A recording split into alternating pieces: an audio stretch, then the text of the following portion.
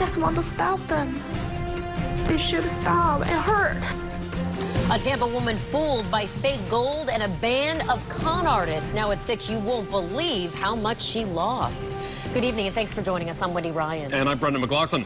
Gold, goodness, and a little bit of greed led to a devastating betrayal for a Tampa woman. Tracy Lucia is from China and fell for an elaborate con that targets Chinese Americans, and it cost her an astonishing amount of money.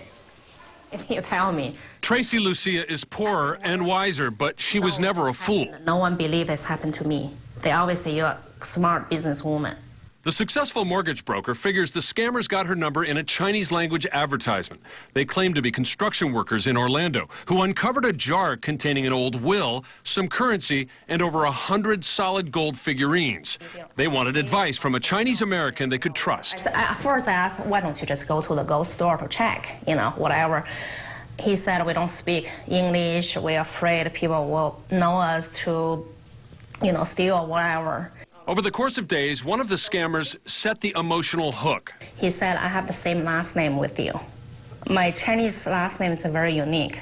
It's Ye. And then he made me feel, we are from the same family. After a meeting in the parking lot of the Hard Rock Casino in Tampa and dozens of phone calls, Tracy has a sample tested, and it's pure. She agrees to buy the whole lot, nearly 20 pounds of gold. I think I almost fell for it. How close? I was trying to get money. Weeks before Lucia was contacted, the same group called Hong Lin Han, a Tampa attorney and acquaintance of Lucia. But Han did some internet searching on English and Chinese websites. Similar scams were going on in China for quite a while. But also in the U.S. Google the words Chinese gold scam and you'll read about 3 men arrested for an identical scam in Denver last year. But all this was too late to help Tracy. They're not real. It's all fake. They're not worth anything. Worthless baubles she paid for with $120,000 in cash. It hurts.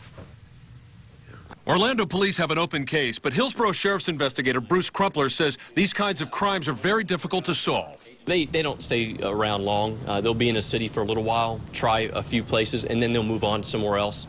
Lucia doesn't expect to get justice, but she did leave a message on the con man's cell phone. I told him I know he tricked me. I don't hate him. I just wish he's not going to do it anymore because God is watching.